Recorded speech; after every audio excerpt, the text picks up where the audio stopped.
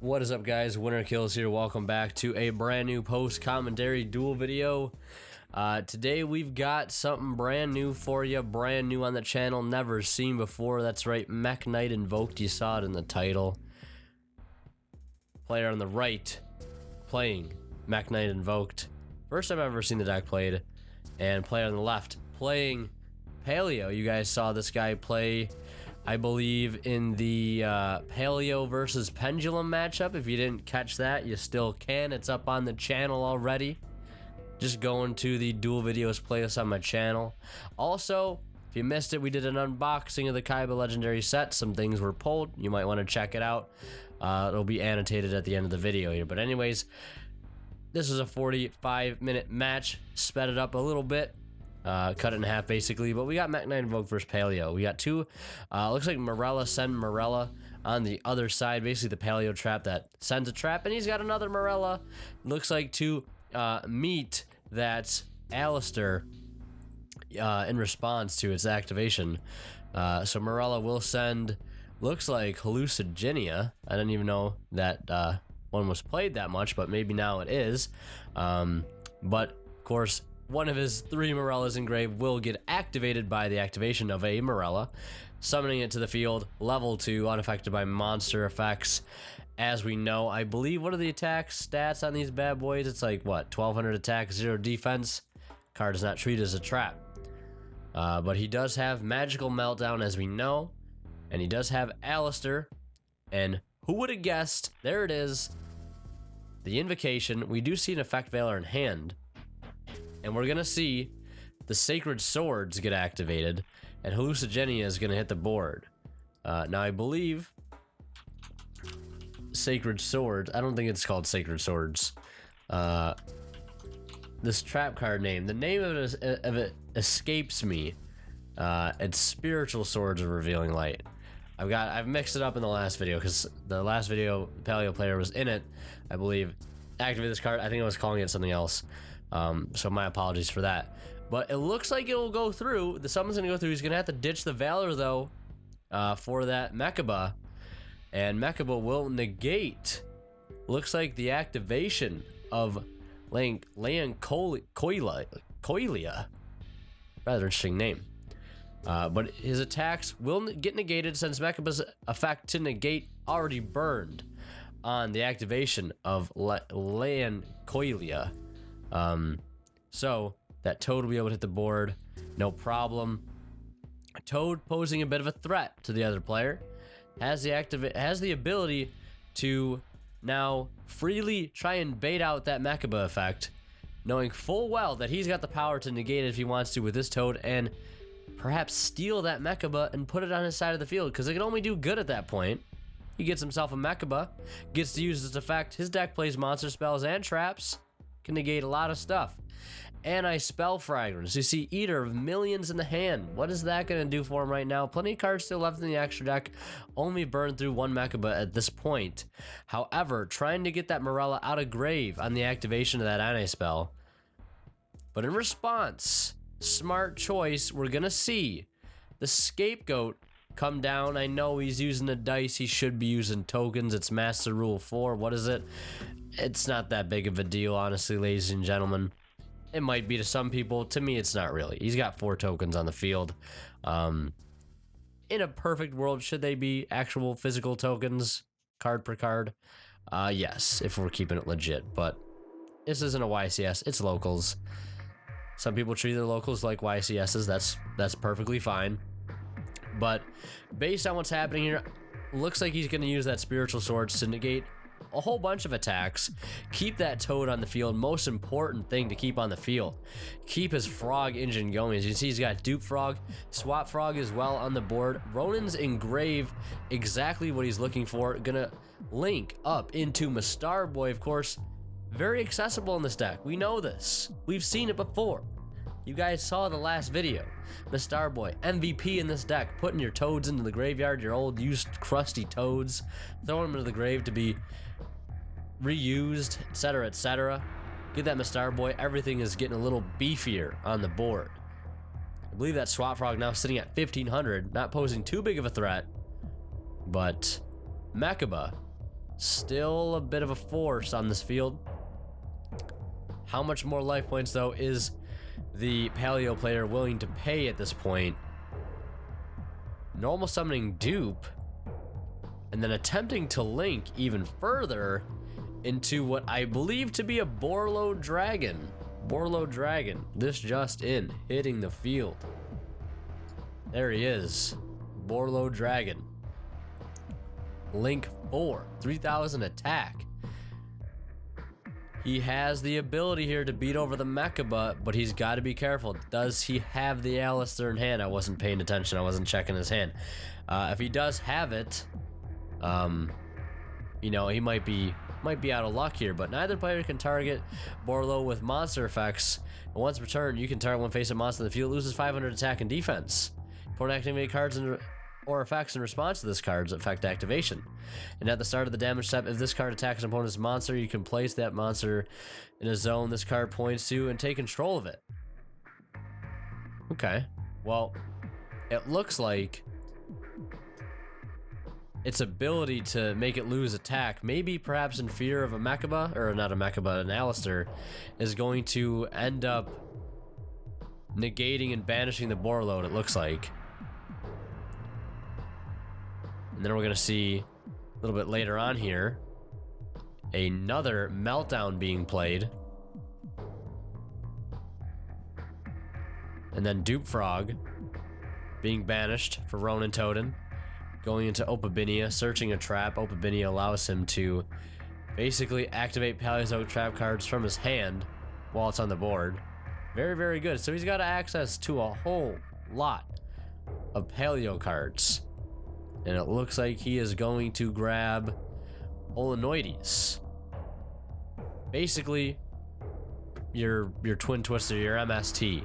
Gonna banish Hallucigenia, or summon it to the field, I believe. I'm getting his banish piles mixed up. Things are all over the place. Ronin, summoning out again, banishing Dupe Frog.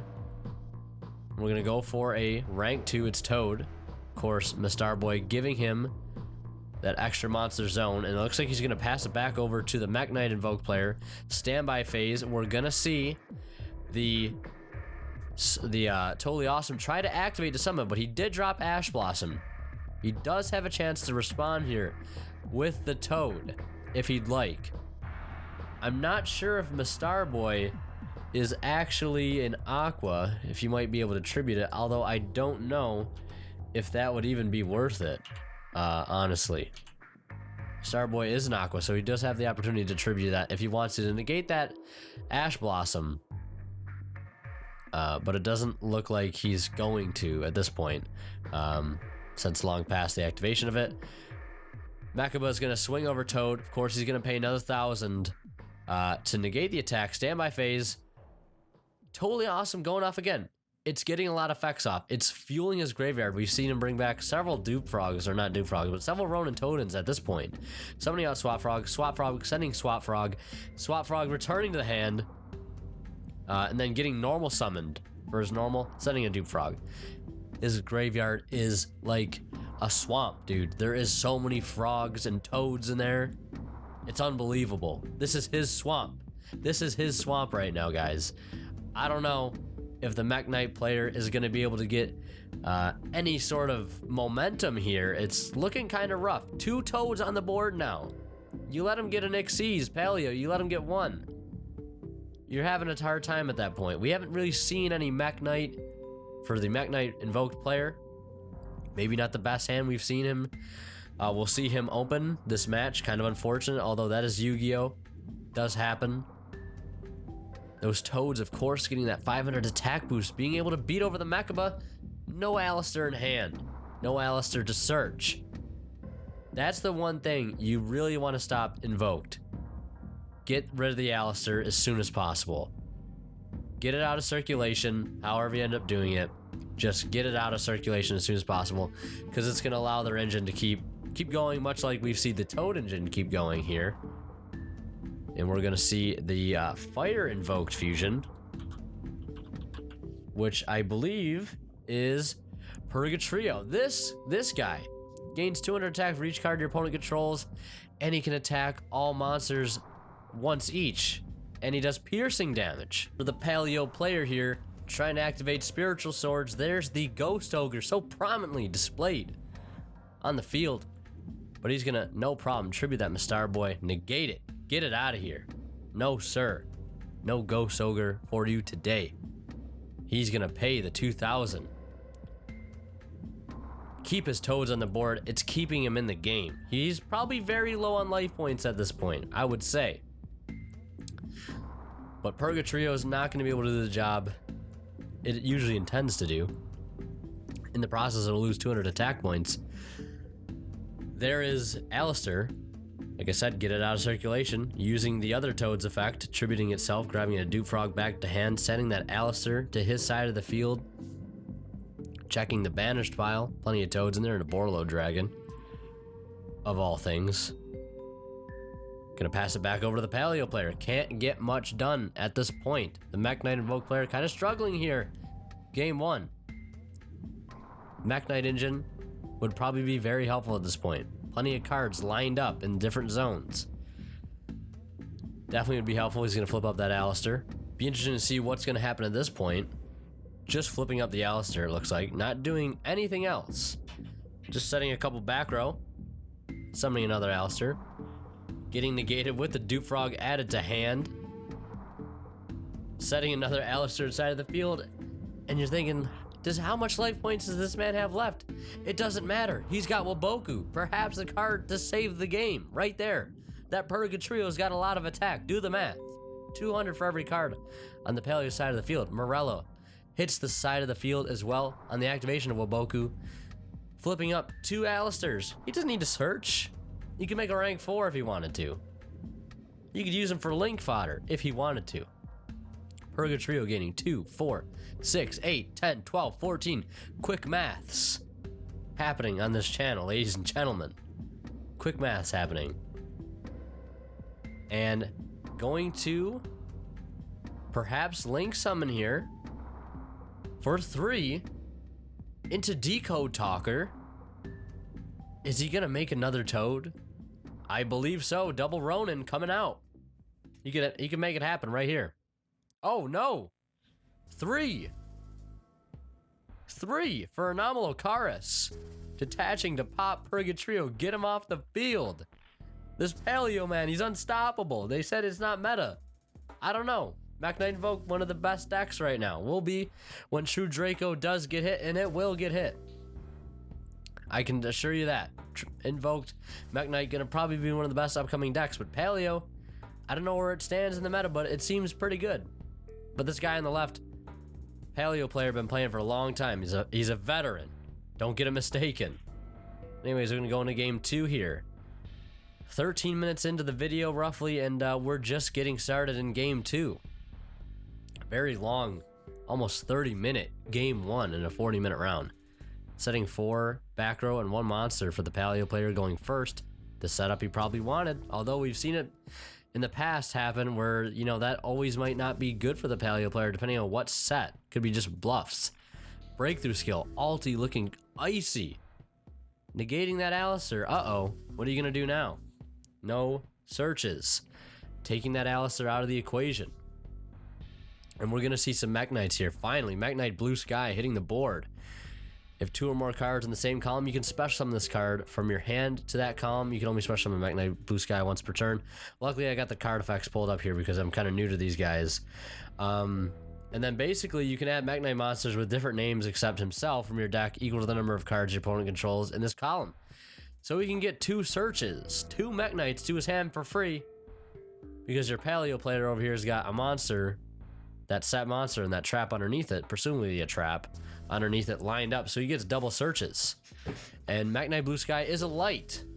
Eater of billions, not billions, eater of millions coming down, banishing 5 or more cards from the extra deck, hand or field, face down. Get us it summoned to the field. Looks like it's just going to be link fodder for Decode Talker. Just getting Decode Talker on the field.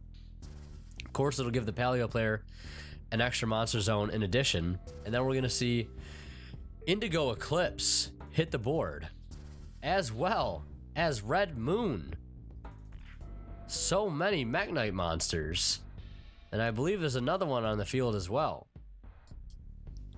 Not sure which one that is. Looks like it's Purple Nightfall. Not exactly sure. I got Dueling Book open on my other monitor, just trying to keep track of what's going on here with all these Mekk-Knights. Indigo Moon, basically same summoning conditions. Once per turn, you can target one Mekk-Knight monster you control, move that target to another main monster zone. So that's why he moved that Indigo Eclipse to the bottom of the screen. Red Moon able to hit the board in that case. Things lined up in columns. And then I believe, I've said it already, I believe, Purple Nightfall, same summoning conditions, 2 or more cards in the same column.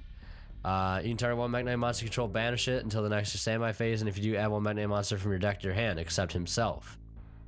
Which is why that blue sky is banished. Get you guys caught up. Yeah, that is Purple Nightfall there. Now banishing himself to add another, and I believe he added, looks to be maybe another copy of Red Moon. Could be mistaken though. Gonna pass it back to the Paleo player. Too much advantage, and it just looks like Paleo player perhaps did not open up well. A lot of Mekk-Knights on the board. We're seeing attacks 2,000, 2,400, 2,300, and 2,500. Damage ladder real quick if you ain't got nothing to back it up in defense-wise. So, Paleo player gonna get to go first again. Did lose the second game, obviously. He gets to choose now. It's 1-1. Who are you thinking takes it? I don't know. We see a Swap Frog starting off sending Rodin. Very good start. 4-set back row. Standby phase, we're seeing an anti-spell. Immediately. Ooh, that Raigeki enhanced scapegoat terraforming. Not looking too good. Not looking too good for our Mekk-Knight player. But there is Blue Sky. Perhaps. Maybe. No, yeah, there's Blue Sky on the field. Because he has his own trap. Mekk-Knight player has his own trap set up and the anti-spell in line to be able to perform that summon. Canada getting activated to Book of Moon, the Blue Sky. I don't think the effect will get to resolve that if it's not face up. I believe that's how that's working. They are in time at this point, and that Heavy Dust Storm looks like hitting the Raigeki and the Scapegoat. 2 things he could not activate under that anti-spell fragrance. There's Swap Frog hitting the field again as a normal summon, sending another Swap Frog, returning it to the hand, discarding Dupe Frog. This man has got it all. Sending another Ronin Totem with that Swap Frog. He's got Canada on board and an anti-spell to lock it down. No shenanigans here for the Mekk-Knight player. Anomalocaris, or not Anomalocaris, Opabinia hitting the board. Effect failure though on the Opabinia, but it doesn't matter. Read your cards. This boy's unaffected by monster effects. It's been like that for a long time. Not stopping him from activating these trap cards from hand. This boy's just going absolutely nuts. Mistar Boy. He's got so much fodder in grave. Ronin Totem hitting the board with the Canada. Going into a totally awesome. Attacking into the defense Blue Sky. Blue Sky does have 2,500 defense, but that Toad's got 2,700 attack, swinging for 19. Standby phase of the Mekk-Knight player. Gonna summon out Dupe Frog from that totally awesome. And then flipping up the already set terraforming. Can still activate spells, they just gotta be set. And then going for Alistair. Is Alistair gonna go through? Place your bets. I don't think so. I don't think it's gonna go through. Mekk-Knight Invoked player got 1 card in hand. Yep, there's the negation. Sending Toad himself. Sending that Alistair face down, and there's the handshake. Nice game. Back and forth, especially that game 1. Pretty intense. Hope you guys enjoyed. Leave a like if you did. Winner Kill signing out. We'll see you in the next one. Also, if you're still here watching the video, there should be a new video annotation on the screen or something like that. Or there will be. Unboxing. Check it out. You won't regret it. Shot in 4K. High quality stuff. So go check that out if you haven't already. I'd appreciate it a whole hell of a lot. Anyways, guys, Winner Kill signing out. Like I said, we'll see you in the next one.